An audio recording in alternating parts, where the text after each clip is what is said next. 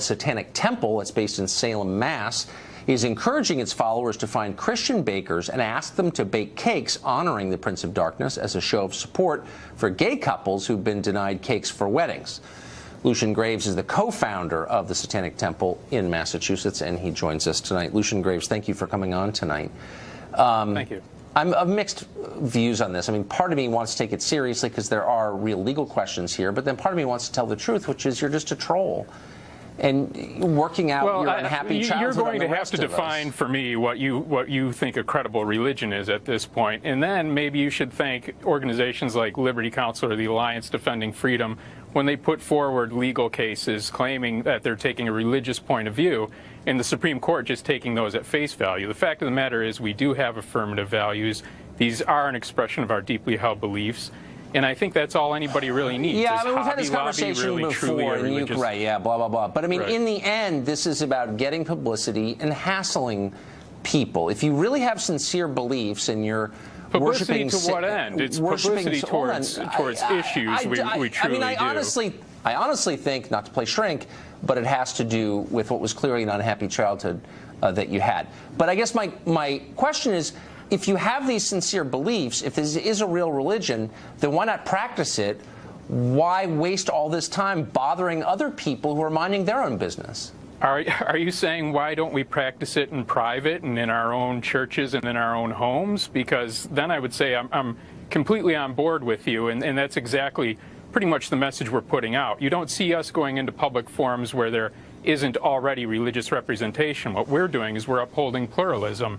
And even in the case with the cakes... No, you're not upholding pluralism. You're going and you're seeking out people to bother, and you're we're not seeking out people to bother. We're not the ones maybe I'm opening up. Misreading this. No, maybe I'm misreading we're not the ones opening up the forum. Do you ever have an evangelical on and ask them why they need to force their Bibles into schools, why they need to put up a cross on public property when they have churches all over the place? I mean, when you open up that public forum, you have to be prepared for what they're not doing is what they're not doing is showing up at your house and saying, say the Lord's Prayer with me, Lucian Graves, and if you don't, then I'm going to sue you, or I'm going to get the government to launch a suit against you. You say you and your followers, to the extent you have any, are seeking out small businesses that don't want to accommodate you in order to force them to violate their own beliefs. That's my understanding. It highlights a disparity. The fact is that religion is a protected class, sexual orientation is not. If you want to be able to deny people service, fine, let's be consistent. The gay hairdresser shouldn't have to dress the hair of the evangelical theocrat who wouldn't serve him a cake.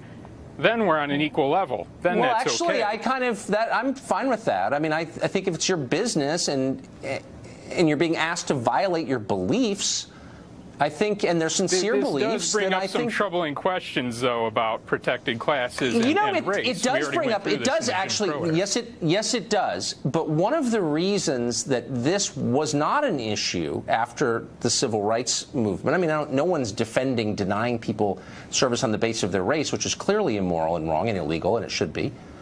But questions like the bakery out in Colorado, one of the reasons those haven't arisen in the last 50 years is because people had a sense of decency and politeness, and they didn't feel that it was the right thing to get in someone else's face and force them for the sake of making some kind of public statement to violate their beliefs. Do you see what I'm saying? Like, they didn't behave like you. Sure, then we should...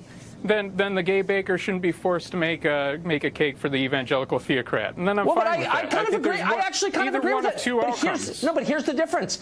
I haven't seen a single case of an evangelical forcing any kind of bakery to bake a cake that violates the baker's personal beliefs. And if there was such a case, I would come down on the side of the bakery, because why don't you back off and let people live their lives? In fact, why don't you do that, Lucian Graves, right, exactly, if indeed that's your real name? But you can't, because religion is a protected class.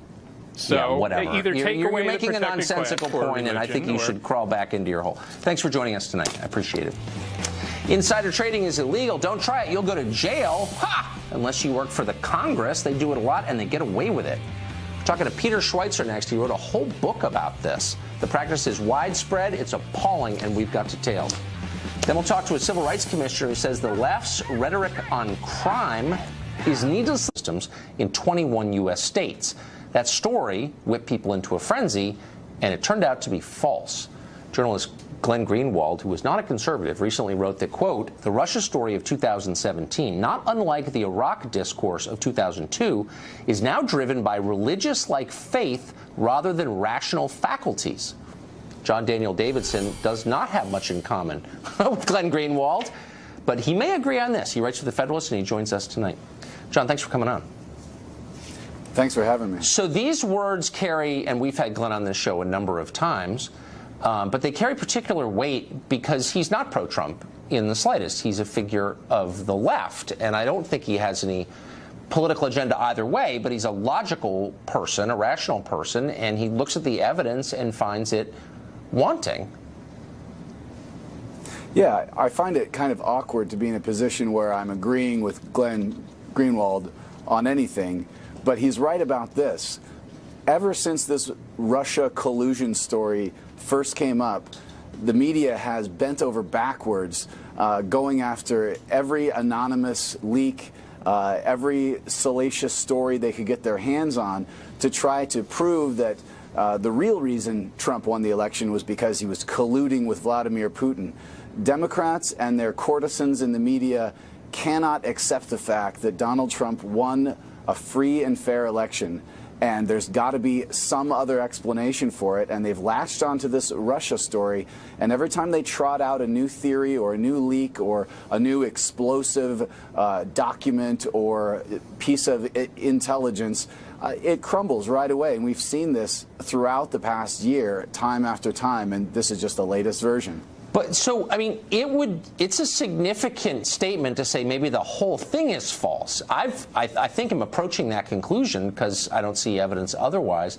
But if it really is a lie at its core, I mean, man, we've spent an awful lot of time on this as a country. Well, I think we need to distinguish between the claim that the Trump campaign and Trump colluded with Russia to hack the election and falsify ballots. That's the outrageous claim that a lot of Democrats would like to be true, and a lot of the mainstream media would like to be true.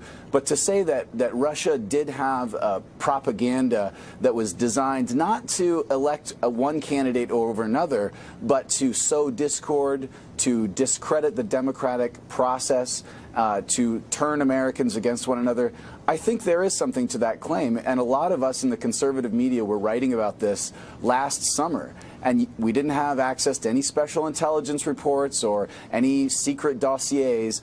All you had to do was pay close attention to the trolls on Twitter and Facebook, and you could tell something odd was going on with tweets and with social media memes going viral, that they were coming from, you know, what were probably Russian troll farms. Do you think but that shouldn't surprise anybody. I mean, do you think that, I mean, I'm just thinking, having spent, you know, my whole life in this city, I think of all the foreign governments, Turkey is a huge one, the Saudis, there are many others, that actively pump their propaganda into our system and try to affect our political process. Do you think we're now going to have a new standard where all of that is unacceptable? I hope so.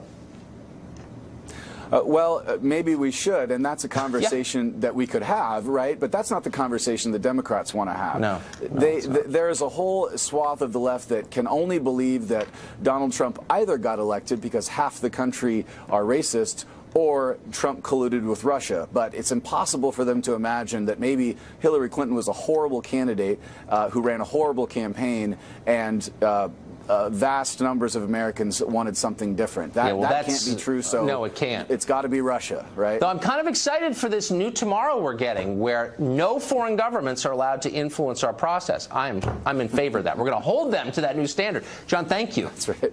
Thank you. Well, a group of Satanists is urging its followers to target Christian bakers and force them to bake cakes for Satan. Doesn't sound like it could be real, but again, it's 2017, so you know it is. We'll talk to the Satanic Temple's co-founder about this plot next. Hello, Anne. I'm Gabriel, and I was born in Honduras. Actually, I have a citizen brother, and from the side of my dad. Thank God my dad became a citizen after 5 years being here the last month. Now, I am as a U.S. resident, and in 3 years I will gladly become a U.S. citizen. Dealing with immigration, don't you think this will be more as a discrimination or racism? And basically, the United States should be a country that shows the world that racist is a bad thing for everybody. It's not about race, it's about culture. United States, believe it or not, it's one of the countries besides one of the biggest country. United States is the country that has dealt more with racism. And that's part of the discrimination. And me, as a Latin Hispanic, we feel bad because of that. We support a lot of the United States economy. And basically, United States economy, it's because of Latin people. Okay. So. Okay. The answer. Now I'm talking. No, that's I can continue. That's preposterous. It's not about race. It's about culture and poverty and culture collecting. Again, I was talking, man. Of races. I'm just going to say you got to read my book. This is very clearly dealt with, and the answer is you're not black. So drop the racism crap.